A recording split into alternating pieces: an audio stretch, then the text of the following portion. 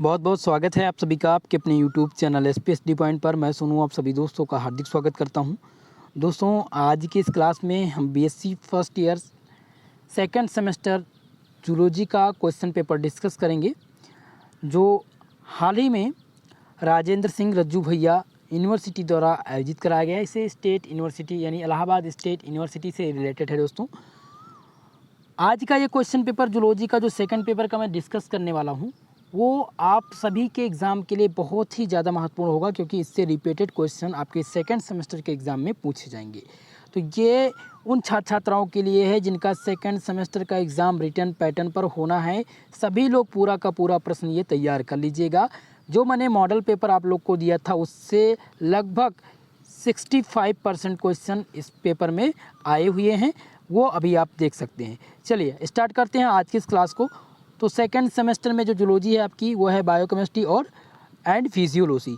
Biochemistry और physiology हमें पढ़ना है जूलॉजी में, तो इसी का ये क्वेश्चन पेपर है। दोस्तों इसमें समय मिला था इस प्रश्न पत्र को हल करने के लिए 2 घंटे का, लेकिन किसी किसी यूनिवर्सिटी में 3 घंटे समय आपको मिलते हैं। मैक्सिमम मार्क्स की जो संख्या होती है कितनी 75 होती है, जिनमें से 25 नंबर आंतरिक वायु मूल्यांकन के दिए जाते हैं। यानी टोटल अगर देखा जाए तो 75 नंबर का आपका थ्योरी का होता है और 25 नंबर प्रैक्टिकल के। तो दोनों सेमेस्टर के मिलाकर के आपके 200 के पूर्णांक बनेंगे प्रत्येक सब्जेक्ट के, जिनमें से आपको 66 नंबर लाना है पास करने के लिए। 200 में से अगर आप 66 ले आते हैं तो पास हो जाएंगे। अगर बात करें 100 नंबर की, अगर पास आउट करें कि अगर 100 यानी कि सेकंड सेमेस्टर के एग्ज़ाम में आपको कितना लाना है पासिंग मार्क के लिए, तो अगर आप 33 नंबर ले आते हैं तो आप पास हो जाएंगे। ठीक है दोस्तों, चलिए क्लास को स्टार्ट करते हैं और क्वेश्चन को सॉल्व करते हैं। ये प्रश्न पत्र 3 भागों में विभाजित है। पहला खंड जो है सेक्शन ए है, उसमें very short answer type question पूछे जाते हैं, जिसे अति लघु उत्तरीय प्रश्न करते हैं। दोस्तों सभी लोग से निवेदन है, वीडियो को ज़्यादा से ज़्यादा लोगों में शेयर कर दीजिए, और जो भी छात्र छात्राएँ हमारे साथ जुड़े हुए हैं पहली बार, चैनल को ज़रूर सब्सक्राइब कर लीजिए। पहला जो आपका सेक्शन ए है उसमें प्रत्येक क्वेश्चन 3 नंबर का है, लेकिन दोस्तों कुछ यूनिवर्सिटी में जो very short answer type question हैं उनकी संख्या रहती है प्रश्न पत्र में 10, और प्रत्येक क्वेश्चन 2 नंबर के होते हैं। लेकिन यहाँ पर दिए गए हैं प्रत्येक क्वेश्चन कितने नंबर के, 3 नंबर के क्वेश्चन दिए गए हैं, जिनमें से 3 प्रश्न आपको हल करने हैं। ठीक है, चलिए पहला प्रश्न पूछा गया है। पहला क्वेश्चन आपसे है right short comment of any 3 of the following. इनमें से 3 में से आपको कमेंट करना है, यानी 3 में से आपको शॉर्ट नोट लिखना है। पहला प्रश्न आप देख सकते हैं क्या पूछा गया था, types of muscles in human body. Muscles के बारे में मैंने आप लोग को बताया था, उससे रिपीटेड क्वेश्चन आए हैं। टाइप्स ऑफ मसल्स यानी कि एक ह्यूमन बॉडी में कितने प्रकार के मसल्स पाए जाते हैं, उनके नाम लिखिए। दूसरा है क्लासिफिकेशन ऑफ हार्मोन। हार्मोन्स के बारे में मैंने बताया था, वो भी आपसे क्वेश्चन पूछे गए हैं। क्लासिफिकेशन ऑफ हार्मोन्स बहुत ही ज़्यादा महत्व। सी नंबर पूछा गया है पेनक्रेटिक जूस। पेनक्रेटिक जूस क्या होता है। और डी नंबर ऑप्शन पूछा गया है आपसे, क्वेश्चन नंबर डी पूछा गया था आपसे, ग्लूकोनियोजिनेसिस। ग्लूकोनियोजिनेसिस क्या होता है, इस पे आपको टिप्पणी लिखनी थी। और ऑप्शन नंबर ई दोस्तों जो है ये है कार्डिक साइकिल। कार्डिक साइकिल क्या होती है, बहुत ही ज़्यादा महत्वपूर्ण है। इस पे मैंने आप लोग को पहले ही बता दिया था, कार्डिक साइकिल तैयार कर लीजिएगा।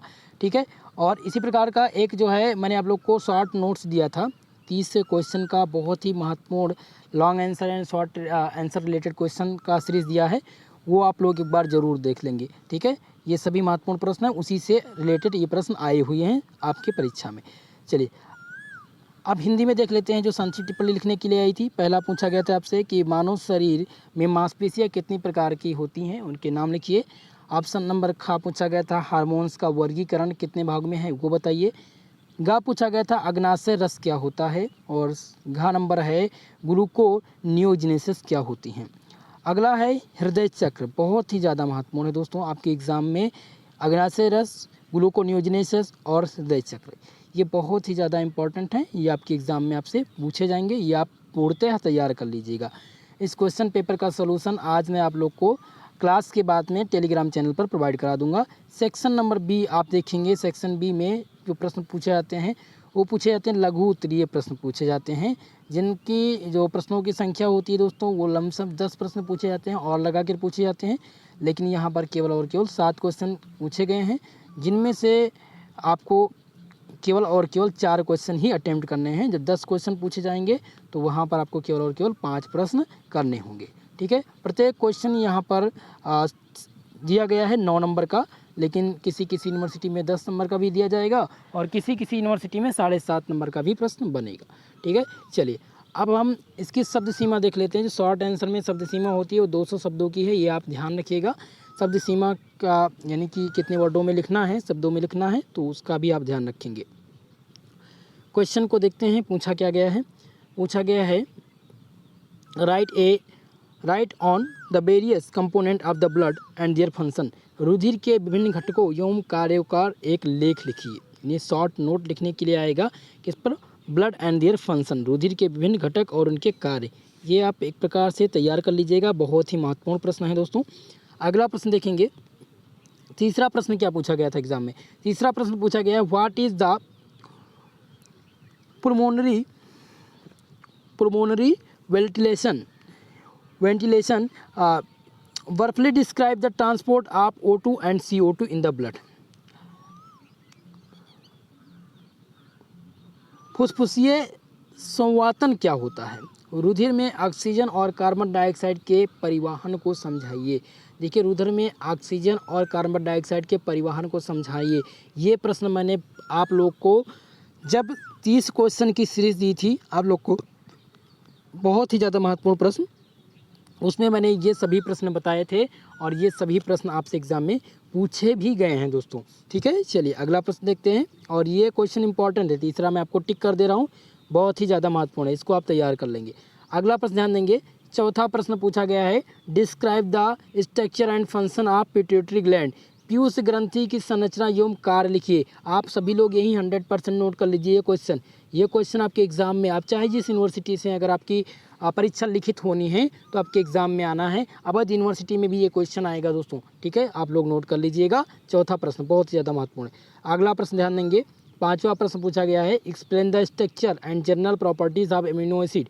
अमीनो अम्लों की रचना एवं सामान्य लक्षणों को विस्तार पूर्वक बताइए। बहुत ही ज़्यादा महत्वपूर्ण प्रश्न है।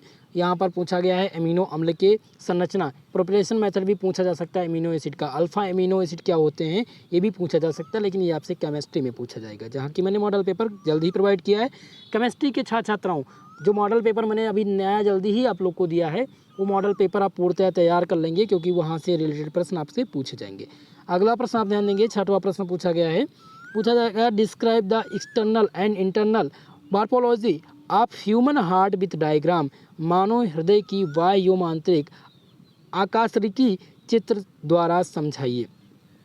6 नंबर क्वेश्चन, ये बहुत ही आईएमपी क्वेश्चन है, बहुत ही मोस्ट इंपॉर्टेंट क्वेश्चन है दोस्तों, सभी लोग इस प्रश्न को तैयार कर लेंगे। चलिए आगे बढ़ेंगे। अगला क्वेश्चन देखिए क्या पूछा गया है। 7वां प्रश्न पूछा गया था, साइट्रिक अम्ल चक्र पर संक्षिप्त विवरण दीजिए। Give the worth account of citric acid cycle. मैंने साइट्रिक एसिड साइकिल भी आप लोग से डिस्कस किया था कि ये क्वेश्चन तैयार कर लीजिएगा, यही क्वेश्चन आपके एग्जाम में पूछा गया है। जैसा कि आप धीरज देख सकते हैं, धीरज का एग्ज़ाम था जो है रज्जू भैया यूनिवर्सिटी से। धीरज ने बताया कि सारे के सारे प्रश्न आपके मॉडल पेपर से ही आए थे। हालांकि मैंने आप लोग को जो क्वेश्चन पेपर दिया था दोस्तों, जैसा कि मैंने अभी आप लोग को बताया, जिन्होंने अभी इम्पॉर्टेंट क्वेश्चन यानी मॉडल सॉल्व पेपर का क्लास नहीं देखा है वो देख लेंगे, मैं डिस्क्रिप्शन बॉक्स में उसका लिंक दे दूंगा। या जिन्होंने नहीं देखा है उनसे पीडीएफ के लिए बहुत ज़्यादा परेशान हो रहे हैं तो पीडीएफ आपको टेलीग्राम पर दे दिया गया है, वहाँ से आप लोग एक बार पीडीएफ को ज़रूर चेक कर लेंगे और उन क्वेश्चन को तैयार कर लेंगे।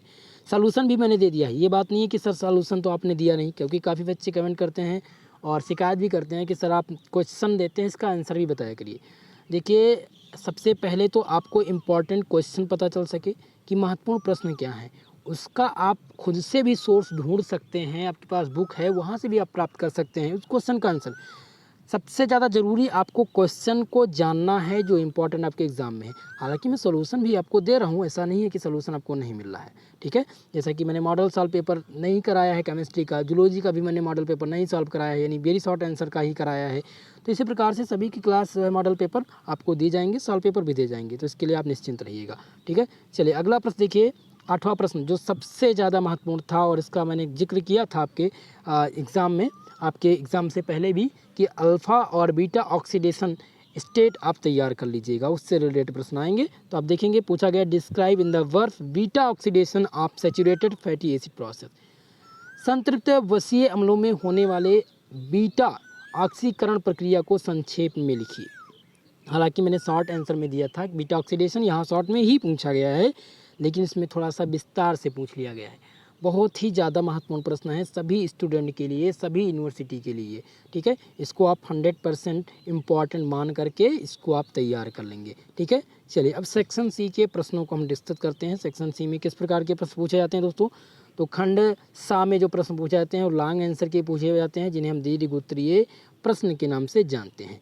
पहला प्रश्न, अब इसमें जो शब्द सीमा होती है दोस्तों, शब्द सीमा कितने वर्डों की होती है? 500 शब्दों की होती है। 500 शब्दों में आपको इसका आंसर लिखना होता है और प्रत्येक क्वेश्चन 10 नंबर के होते हैं, लेकिन यहाँ पर प्रत्येक क्वेश्चन 15 नंबर के हैं। जो कुल मिलाकर के लॉन्ग आंसर में चाहे जिस यूनिवर्सिटी से हो आपको 2 ही क्वेश्चन करने हैं, चाहे वो 10 नंबर के हों, और किसी किसी यूनिवर्सिटी में 15 नंबर के होते हैं और किसी किसी यूनिवर्सिटी में 20 नंबर के दिए जाते हैं। जैसे सिद्धार्थ यूनिवर्सिटी ने जब पेपर कराया था अपना फर्स्ट सेमेस्टर का, तो उन्होंने लॉन्ग आंसर का जो क्वेश्चन रखा था वो 20 नंबर का रखा था, ठीक है। लेकिन जो अवध यूनिवर्सिटी का आता है वो 10 नंबर का आता है, ठीक है। चलिए अब शब्द सीमा पता होगी कितने नंबर के क्वेश्चन हैं, तो आपको सबसे पहले जो तैयार करना है वो लॉन्ग आंसर तैयार करना है। अगर लॉन्ग आंसर में आप 4 क्वेश्चन तैयार कर लेते हैं तो उन 4 क्वेश्चन से 2 आपके शॉर्ट आंसर बन जाएंगे और कम से कम आपके 2 वेरी शॉर्ट क्वेश्चन बन जाते हैं इन्हीं से। तो सबसे पहले आप लॉन्ग आंसर को तैयार करेंगे।